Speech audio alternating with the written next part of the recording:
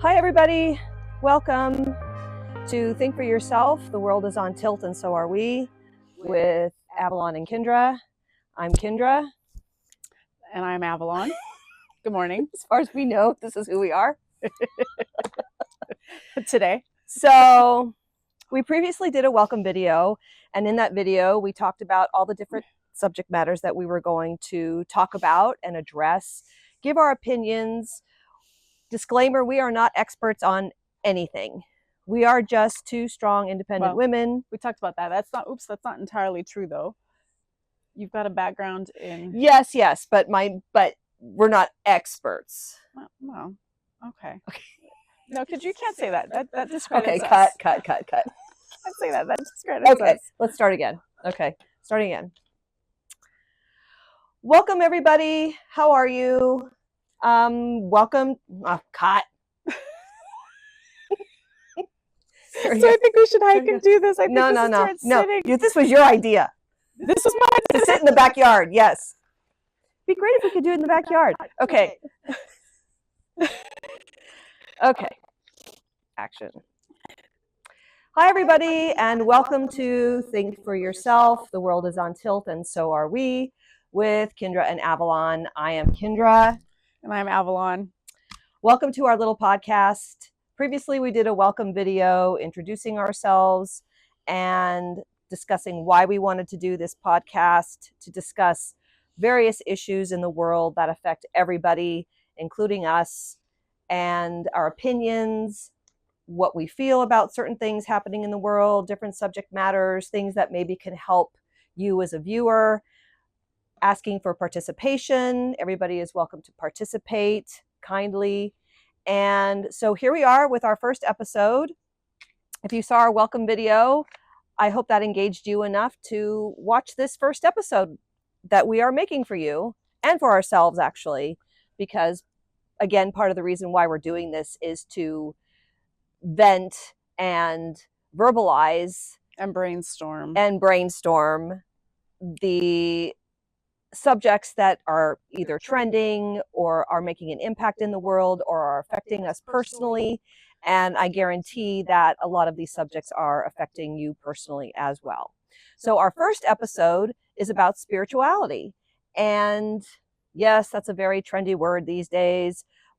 I see it used everywhere, anywhere from like psychic readings to astrology to just people practicing yoga, people just working on changing their lives. Kabbalah. Yes, let's talk about Kabbalah for a second. So I'm sure many of you saw the interview Madonna did with Jay Shetty. It was a big deal. It was her first interview in 9 years with anybody. And I actually thought it was a pretty interesting video, albeit Madonna is still an elite individual. She's a superstar. She is a queen, a goddess, and a bit narcissistic. She can't help it. It's just how it is. However, I did watch the entire video. We both did the entire interview.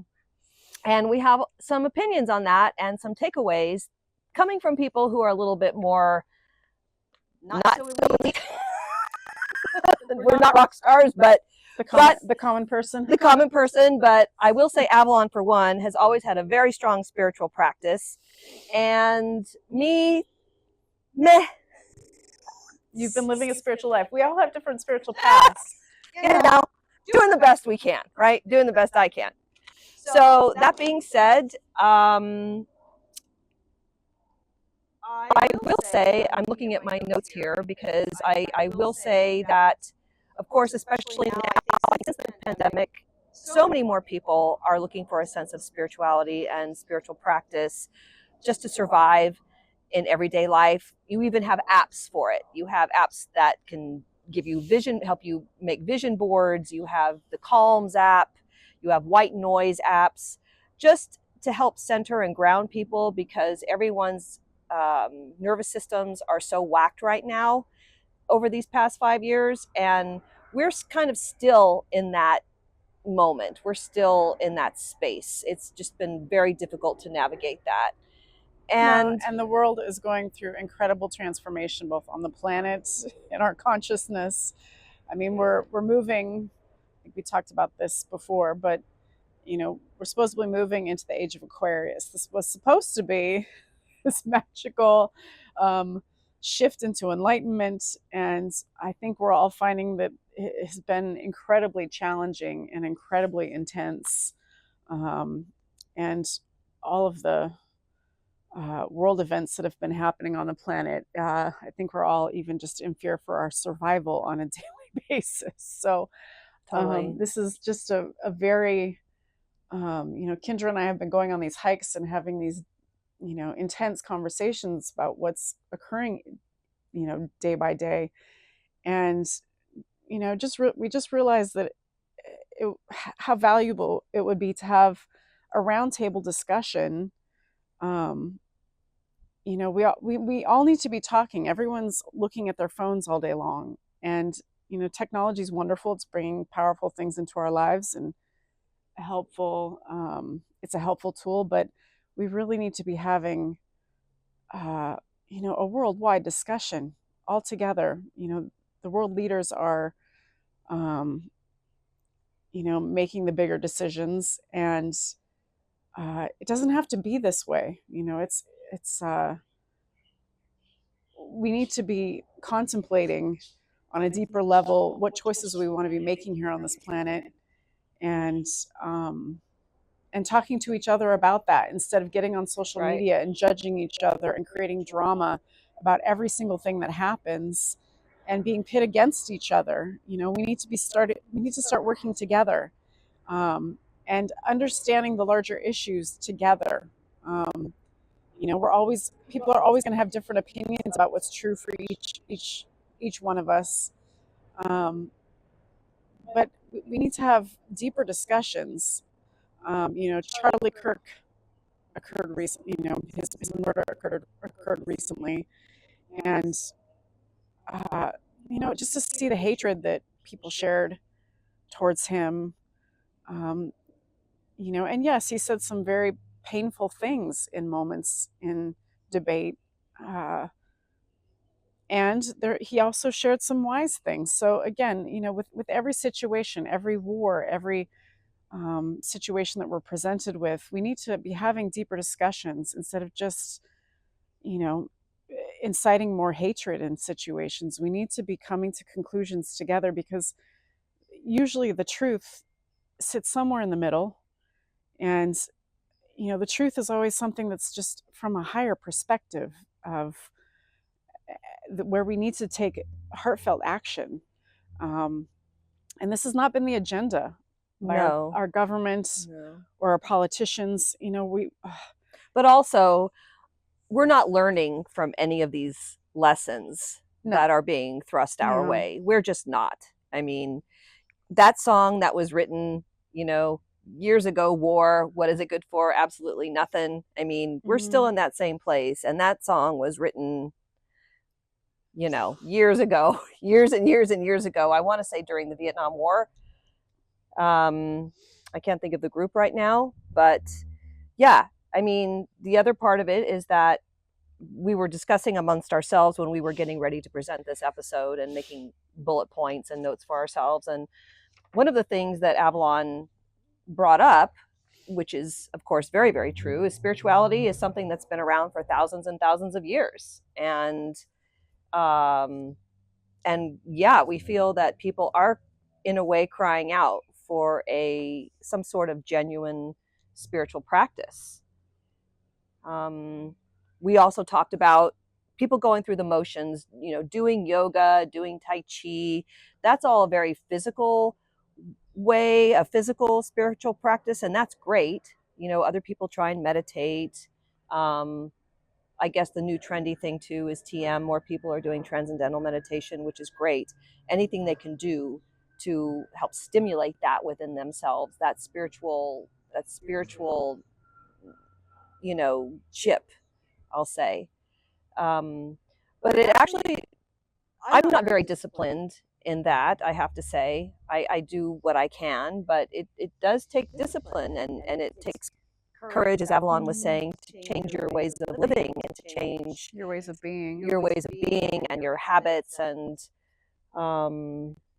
And part of that is how we treat each other in the world, right? Well, and Kendra and I also, this is also on a personal level. I went through a shift in my personal relationship with my husband just this past week, and Kendra and I have been confronting, our relationships, and just really trying to look at our lives close up. And this thought always comes to mind that if we can't create peace and love in our own personal relationships, our most intimate relationships, if we can't, create wellness in that situation, we can't create wellness on the world stage. There's no way that we cannot have war if we have war in our own home. So, Kendra and I both have been, incredibly curious about how to sustain love in a real way. I think that that's probably the most pressing bit of wisdom that I'm searching for in this. And then we just show them the door. Get the fuck out. Oh, Kendra. Fuck you. Which is what winds up happening in the world. And this is why war occurs. People's emotions get pressed, and then we choose the most, voracious response. So it's, Kendra's laughing about this. We're trying. Why didn't you get everything on the grocery list? I gave you one thing to do. Go to the grocery store, and here's the list. I texted it to you. I didn't want to. I didn't, think it was necessary to get that. But why then did you ask me for a list? This is the list. Well, because then you reproach me. Okay, but I'm reproaching you because you didn't get what was on the list. Fuck you. We're gonna vent a little bit. It's this war between men and women, or between partners. Well, actually, just a thought came to mind just recently. It was really funny. I was listening to a comedian talk about how men and women have the highest divorce rate. Gay men have the lowest divorce rate. Oh, no, I'm sorry. Take this back. Gay women have the highest divorce rate. Men and women have the middle divorce rate. And wow. Gay men have the lowest divorce rate. And if you look at the math, it's go gay men. Two women together to create the most drama. So I have never said, I'm just going to say, I have never agreed that I think the world would be a better place if women ran it. I just don't feel that's true. Because I think, yeah, that's a whole other. Men don't have estrogen. Yeah. So we'll be real about this. We're going to be real through this podcast. Women are complicated. We are complicated. We're bitches, man. We're bitches. But men are complicated too in a different way. They're just assholes. So, yeah, they just get mean. So, but I would like to confront this stuff, because I think that we are, every woman that I know has had it with their partners, and every man that I know is exhausted with their partners. So, there's got to be a new way here of relating. So I don't know. And we also talked about world leaders. We think every world leader should have a spiritual practice. Yeah. Oh yeah. That's, we're diverting here for a second, but yes, I think every president, every person that is running the planet, there should be some sort of, on their resume, they need to have some sort of spiritual practice. I don't care what you're doing, but if you're just handling the world just from a viewpoint of business or the economy or politics.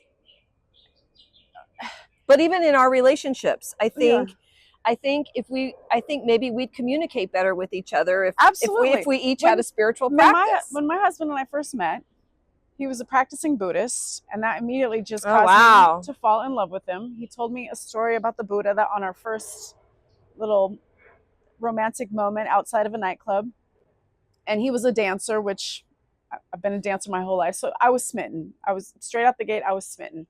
A grown man who had a job, a car, not a skateboard, had his own apartment. It was clean. He knew how to wash his own clothes. He could cook a meal. I went down my whole list, and I kept going, and he had everything on the list, and he was a practicing Buddhist. So I think about 3 months later, I accidentally asked him to marry me. Oh, I did. I didn't know that. Yeah, I did. It came out my mouth. He had made me dinner, and I was so enamored with the whole thing. I was like, wow, this guy has got it together. It came out my mouth, and he looked at me, and he looked surprised, but he got down on one knee and said, I've been thinking about it as well. Would you marry me? So wow. it was synchronistic. We were both feeling the same way. But during that time, I was also practicing yoga, and I had my own yoga, shortly after that, opened up my own yoga studio. But I had been a serious disciplined yoga practitioner for probably about 20 years at that point, every day. And he started doing yoga with me. So it became a practice that we, and when I opened up my studio, he would come and practice, and we would have this lovely experience, and other people would be there. But by the end of the class, I felt so connected to my husband. And it was like we were in the same frequency and in the same vibration. There was a sensory awareness of each other that became deep, that was deep and rich. And we had a lot of joy in our life. We were dancing and making love on a regular basis. That is also helpful for the woman's psyche. All you men out there, we expressed our love and our connection in many ways, and it was really beautiful. And as the years passed, we decided to have a child, and that was a huge turning point in our relationship. And I see that in a lot of people's relationships too. Bringing children into the world is incredibly challenging, and in this day and age where men and women are both working, there's not one person at home taking care of the kids. We're both doing it. And so there's this huge transformation, in our lifestyle, in our culture. And I think that's a piece of the problem too. Women are trying to do everything. We're trying to do everything. We're raising the kids, we're working, we're tending to the household, we're doing all the cooking, all the cleaning. We're keeping the family emotionally connected. I think most women's nervous systems are on tilt. And then the men wonder why we're bitchy all the time, and this is something I see in most relationships, and not all. I've seen some relationships where I've seen actually the men doing everything. There's a couples that I know, and the men cook and the men clean, and the men are doing a lot of the stuff for the kids, and the woman is working. So it's okay. So then, in a perfect scenario, how does a couple make time for a spiritual practice? Do they do it together? Do they do it on their own? I think, and then you're saying he was a practicing Buddhist. Does he still practice? Yeah, he does. He does. So that's considered a religion, though, right? Rather than a spiritual practice, because we also talked about that. A lot of people looking at spirituality as, like voodoo, like it's a bad thing, especially Christians. In the Christian teachings in the Bible, if you're worshiping any other gods besides Jesus and the God Almighty, the one God, if you're worshiping anybody else, then it's a demonic practice. Which, is that a true Christian teaching? I mean, actually, I saw this great little blurb on Instagram. Of course, everything we're seeing on social media, but it just inspired me. This guy was challenging this crowd of people, and he said, where do you think Christianity began? And this guy jumped up, and he was African American, and he said, Africa. I didn't know this. People were practicing Christianity in Africa before, like, for eons. And really? I thought, wow, yeah. So it wasn't like they were being colonialized and later on. No, it was before. So interesting. Yeah, something maybe we need to do a little more research. Of course, as we talk, sometimes things pop through that I don't know everything on. So we're gonna have to do a little research and get back to that. But it just got me thinking. It's like, spiritual teachings get passed down like the telephone game. They get passed from person to person. I mean, it was 500 years later that the Bible was actually written, from when Jesus existed. So some things had to be changed in the translation of those teachings. I mean, there's no way that those sincere teachings were exactly replicated 500 years later. So the authenticity, I guess, of spiritual practice and the teachings. This is part of the reason why I fell in love with the practice of yoga. These teachings were passed down from person to person, and they were, they were, these people were meditating, and they were, connecting with their awareness and connecting with these deeper truths. And then they got written down, but they were practiced for thousands of years. Yoga's 4,000 years old. And, and those teachings can be even continued to be reinterpreted. I have an incredible book by Nishala Devi here. And it's the translation of the Yoga Sutras. And this is the first translation by a woman, which is part of the reason why I fell in love with it. Many of the spiritual teachings were created by men, practiced by men. Women weren't allowed in these circles. And if they were, they weren't the people that were documenting it, because they were also taking care of children. So, we're at an amazing time right now. Women have the capacity to do everything. This is an incredidly enlightening time to be a woman. Or being kind of forced to do everything. A lot of us don't, Yeah. A lot of women don't have a choice. I mean, in terms of it's working, or, in terms of working and being a single mother and living their lives. I mean, yeah. I see a lot of relationships ending right now or changing. And yeah, I think a lot of women are more pressed than ever to be independent and to make it happen.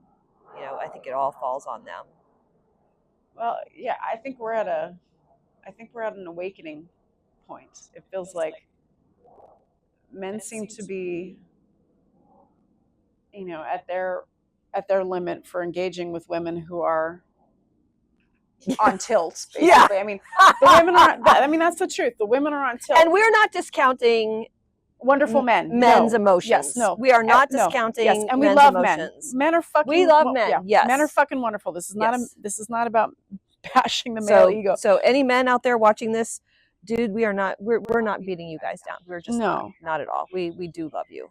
But we need to have some coping skills for how to navigate relationships. If your woman's bent out of shape and she's a bitch, there's a reason why. So you need to get into your own spiritual practice and figure out what the hell that is. And yeah, I guess that would be my greatest advice at this moment for the men out there. Every woman that I'm close to right now says my man won't do anything that I feel excited to do. I have one girlfriend, all she wants is for her partner to go to the beach with her one time a month. That's it. One beach day. Will you go to the beach with me? Just lay on the beach, have lunch. He won't go? He won't fucking go. He won't fucking go. He watches football. Once football season starts, he watches football every weekend, all weekend long. That's what he wants to do on his time off. He refuses to fucking go to the beach. So she finally fucking had it and said, I'm done. I don't want, he doesn't do anything else with her. They don't do anything. I mean, go to the fucking beach with me. I can relate to that. I can so relate. One time. It's the same thing in my relationship. I asked my partner, can we just go on a walk once a week or go on a hike once a week? Just once. That's it. So that we can have time to have, close connection and communication. Nope, don't want to do that. Nope. Same thing. What I don't get is relationships take cultivation. There has to be discussion about things. And the deeper we go, the more layers of this onion come off. And yes, we get to more raw and more vulnerable places inside of ourselves. And you go deeper. That's the nature of a relationship. And maybe not all of us want to do that. And I get that. If you're done and this feels too intense, then you politely say, I love you, but I got to go on my way. But do it nicely, please. My husband just showed up last week and he said, this has been a little tough and I'm moving out. I'm getting my own apartment. I'm paying for a 2-bedroom apartment in Los Angeles, which has got to be about $3,000. Or close to it. And he lost his job last year. Unless it's in the ghetto. Yeah, no, it's not. It's in a nice neighborhood on Fulton and maybe I shouldn't say it on. Okay, it's in the valley in a nice neighborhood. And he lost his job last year. He doesn't have a job right now.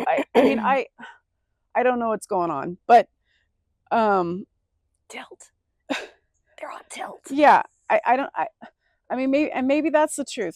I think he's on tilt. So, but what's sad to me is that I'm watching many men also not let their women nurture or nourish them. It seems like men have had, I don't know if it's their childhood wounding because they were told not to cry and dads were tough on them still this generation. I'm praying that maybe this next generation of children, the parents have coddled the fuck out of them. But I don't know if that's good either. I don't know. Yeah, I don't know. We'll see. Time will tell. Our kids, when they start dating, we'll see how the boys behave. But men, you gotta just love your women. When your woman is bitching, put your arms around her and just hug her. She'll shut up immediately. That's the solution. Don't you think? Isn't that? Yeah, I do. I would. If you got your arms around her and tell her it's going to be okay, even if it's not. Yeah, even if it's fucking Armageddon. Yeah, just tell her that. Or if it's Armageddon in your mind, just tell her that. That's all we want to know. Like we're still. We don't care how it's going to be okay. We're just trusting you, and we just like the words. Yeah, and your arms around us. That's it. You're still the knight in shining armor. We don't expect you to be the knight in shining armor, but you're still the masculine force. And you're still holding the ground.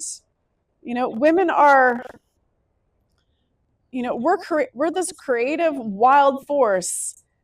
And, we make beauty out of whatever is given to us. But if every response you have is hate, we are going to expand the hate. I mean, that just seems like what's happening. I can't get over it. It's like, have some chicharrones and man up and just love your woman. Be strong in that moment. That's all we need from you. And if we don't understand what it is that you want, or we're not doing it correctly in your eyes, I mean, you can just say, sit us down and just, that's the other thing. I think that it's important in spirituality is fucking communication. Yeah. Okay. I had someone tell me, someone very close to me who I love very much, that he just lost his mother. And he and I have known each other for many, many years. And we've kind of been like two ships like this. I mean, but he makes my heart pitter pat every time I see him. And the thing is that he said, for him, love is about feeling and bonding. For me, it's about communication and expectations. Huh? Well, okay. To me, I'm an overthinker. Okay. I was told that has to do with childhood trauma, and I overanalyze everything, but I still think bonding and feeling with somebody still comes with communication and some expectations. I mean, at least communication. And okay, I can see how those things are going to clash, but I think there would have been a better way to. So basically my feelings were too intrusive. He did not appreciate, and he's also a spiritual person. He's a Taoist. So basically he accepts life as it is, and and makes the best out of what life is giving him. Although, I don't completely believe that. Well, that's his personality. But I'm gonna interrupt you for just a second, Kendra. This is where I feel like we have all these different spiritual practices, and this is something I grew up with a mother who studied dabbled in all these different spiritual practices. We need to blend all these spiritual practices now. We need to take the best of Buddhism. Yeah. We need to take the best of yoga. We need to take the best of Hinduism. We need to take the best of Taoism, of Sufism, of the Muslim practice. Like, let's take. Maybe that's what we do through this podcast. We just slowly take all the best pieces and we create our own practice. We create a new practice. Why not? I just feel like, I think that's actually a great idea. There's wonderful teachings in Christianity, and there's some shit teachings in Christianity, and there's probably some shit. There's probably some pieces of each one that need to be revised. Like, as we move forward in culture, we can't just read these teachings and just accept them at face value. It becomes, how do they serve in each moment? How do we evolve as humans? I mean, I will take one of the things that Madonna said in her interview, which I personally have always believed, is that everything happens for a reason. Absolutely. I Yes. truly believe that. Yes. That there is a lesson in even the everything painful that things. happens. Yeah, absolutely. I was listening last night to an astrologist that I'm familiar with who was talking about why things happen to us. And basically she was saying that our soul, not our ego, our soul wants to have these experiences that are happening to us. And I was kind of like, really? I had to process that for a while because I don't know how I quite feel about that. I do. I'll interject Really? on that. Yeah. I remember thinking when I was a kid that I had such a loving childhood. I remember thinking at some point, looking at all my other friends, and I needed to have something bad happen because I didn't understand suffering yet. Oh my God. Which is crazy. That's I know. crazy. I don't know how many people probably had that experience as children. I hope not many. I had incredible parents, and we lived in a beautiful place out in nature. I had an incredible childhood. But I remember thinking as I got older, seeing the seed of suffering in other humans and realizing I didn't have that. Ugh. And I remember thinking, I need to have something really horrific happen so I know what that is. Oh my Lord. And then at 16, I got raped. So I got a real good dose of what that feels like. Yeah. That'll do it. And so then I could understand, the experience goes way deeper than that, but there was an awareness of now knowing what I could see in other people. I had it now in myself.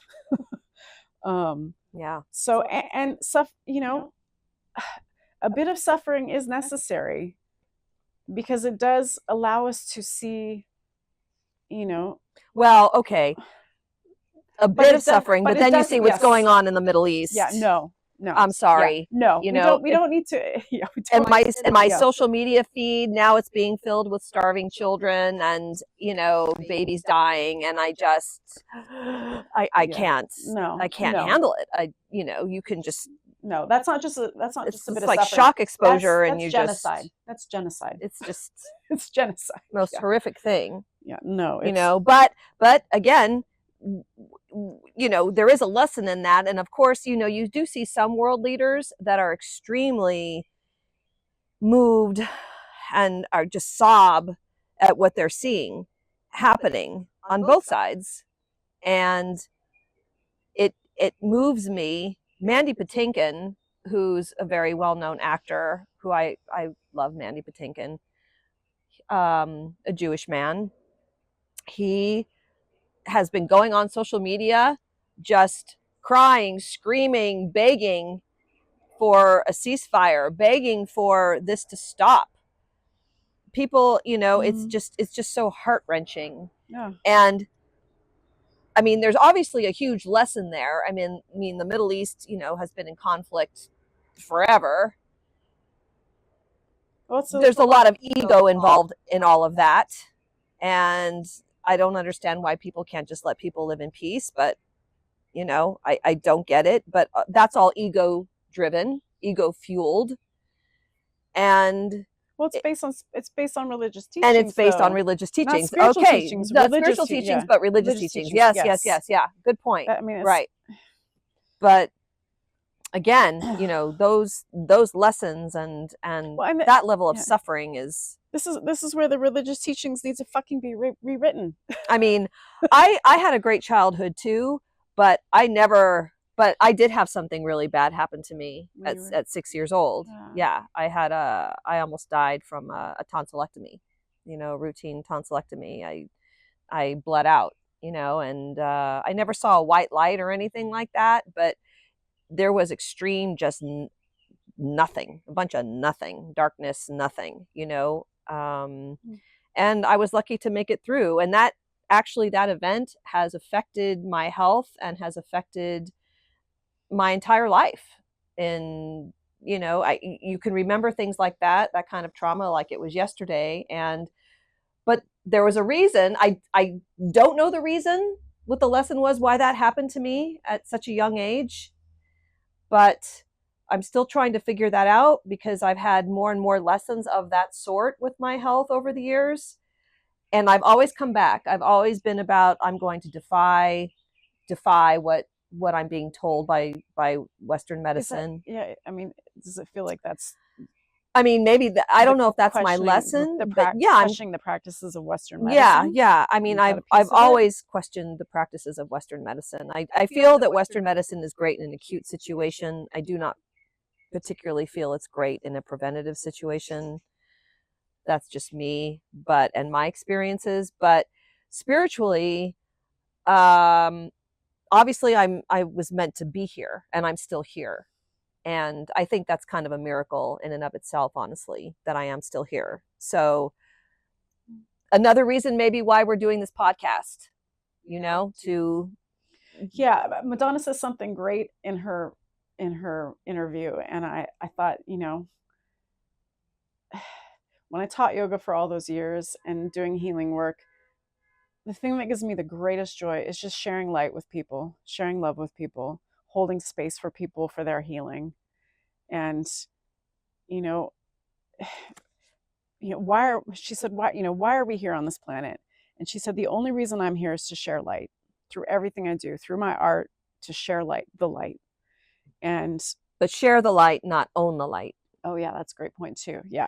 And that it's not something that is who we are necessarily, but that we're co-creating with this higher force, whether you want to call it God, Allah, Jesus, but source. The source, the creative source, that we're channeling that energy. And, so that we're not in our egos and we're not owning the fame and fortune from whatever we do. Or making people surrender to you, like that experience you had with my spiritual teacher. Yes. I mean, being a spiritual practitioner you don't all of a sudden, become a manipulative fuck. Sorry, it's like, I mean, well, and there's a lot.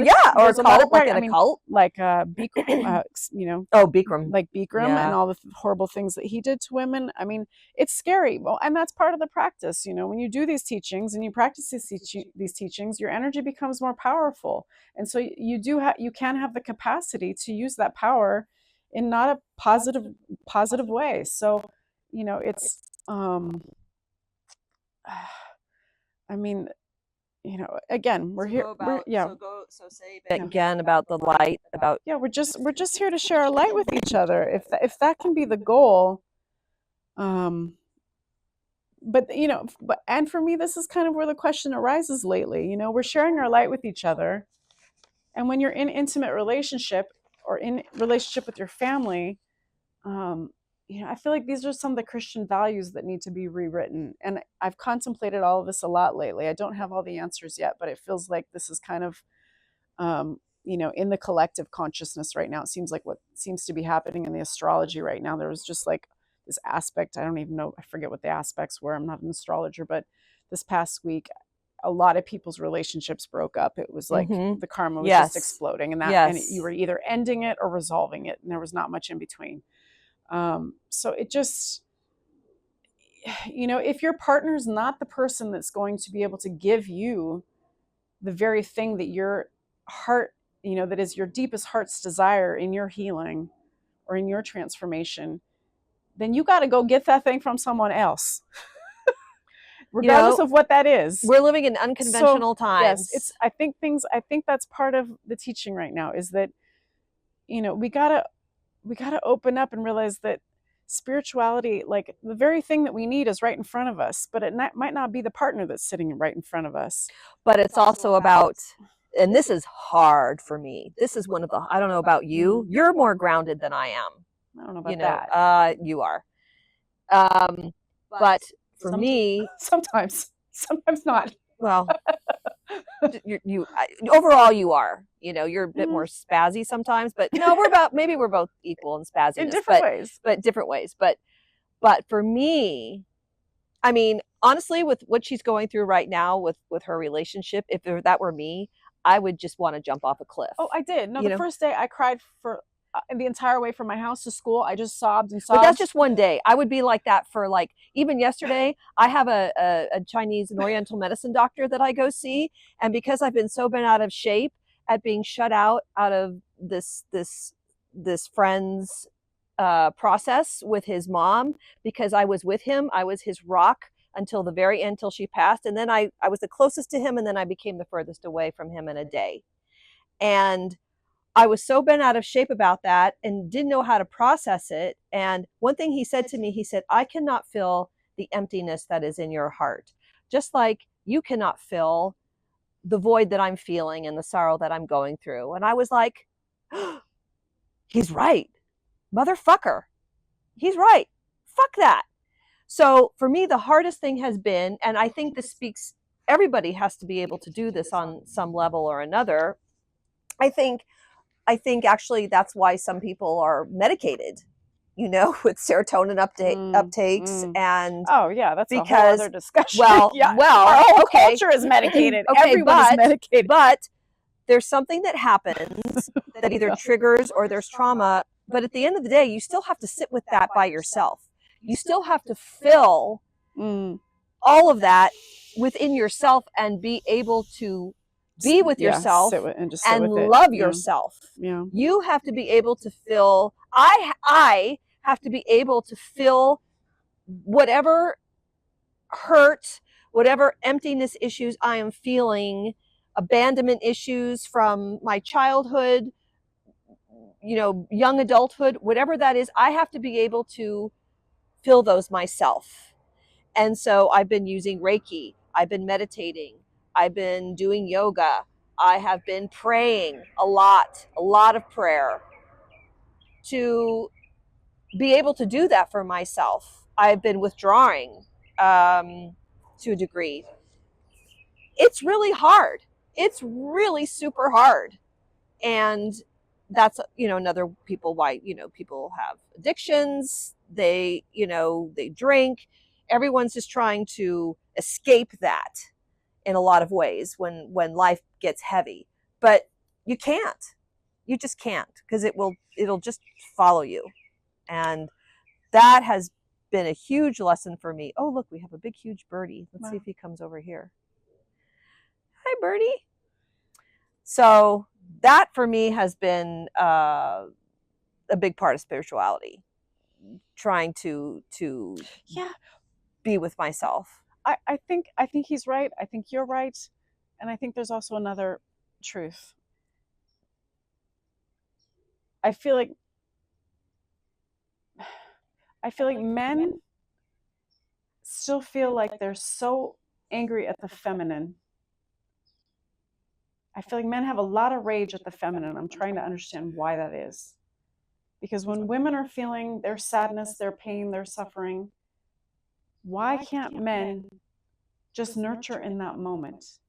They can't. It's the same thing we were talking about earlier. Why can't you just say, I see you in your pain, I feel your pain, and I care for you? And because I'll tell you why. Because it depends on whatever trauma they had in their childhood or young adult lives. This is where I feel like we're crisscrossing each other, though. And the only way to step outside of ego, one person has to step out of the ego. Right. If we're both sitting and there's a stronghold, I'm angry at you because you're not nurturing me, and the man's saying, well, I'm not going to nurture you. You got to fill your. But the minute there's silence and you work on that and you're trying to nurture yourself and figure it out and sit with yourself because they don't want to be there for you, then they feel the silence. And then they come back, you think? Send you a text and, hey, how was your day today? And for me, I'm just, well, you're having that happen. Well, but I do think that happens. I mean, I think the more I ignored the more I tried to let go of my husband, the more he has pulled away. I've had the opposite, actually. He's asked me a couple times recently, about a year ago, it felt like you pulled away a little bit more. And I thought, I'm just been filling my cup the whole time because you told me you couldn't do any of these things for me. Right. And now you wonder why there's all this space between the two of us. So I don't know. This is a really interesting dance. And I hope this doesn't sound redundant as we keep talking about the facets of this. But I'm hearing this in conversation with so many people right now. It's, and I guess, the bigger truth as time unfolds, I think there's going to be, more awareness that comes through as we move forward in time. But I think we're getting about close to the end here of our podcast today. Shall I read a Well, I will say one other Do you wanna thing say that one you more thing? said, and then, Okay. oh, this is actually a great point in our discussion, and I have it in my notes that we talked about. Service, being of service. Service is a big part of spirituality and holding space for someone. The universe gives us all the information we need, seeing the moment for what it clearly is and where the work is. So, actually being of service to people, we can look at this podcast, for example, as something we hope helps people, brings awareness. That's part of service. Whatever people do in service, cleaning up the ocean, caregiving for their relatives, being a caregiver for someone who's, a relative who's ill or terminally ill, those kinds of things, or coming up or feeding the homeless. That's, small examples of being of service. And that is a form of spirituality, I believe. Making the world a better place, however you can. Absolutely. And if we're not practicing conscious awareness in every moment, we are not practicing spirituality. That is enlightenment. This is what something you said. And I find that very, very interesting. I find that that's a great thought. It's actually just practicing mindfulness, I'm gonna, go ahead. Can I interject there? Yeah. I just want to say, I wanted to just start bringing in and going through the teachings of yoga, and that's the first teaching. With humility and our open heart and minds, we embrace the sacred study of yoga. We with an open heart and an open mind, we're going to begin to observe our awareness. We've got to start in this place where we have an openness to our consciousness, so that we can observe and we can begin to learn and evolve. We can spend our whole life staying in a place where we have resentment, anger, where we remain stuck. And many people don't even know that they're stuck. They're just going about their daily experience, taking their kids to school, getting them in bed, getting dinner made and get on the table, and you're having these feelings sometimes that you don't even know that you're even feeling. And,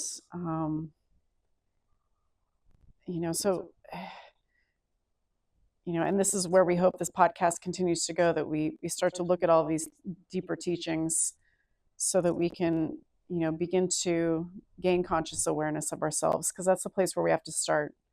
If we're all doing that inner work, the world becomes a different place.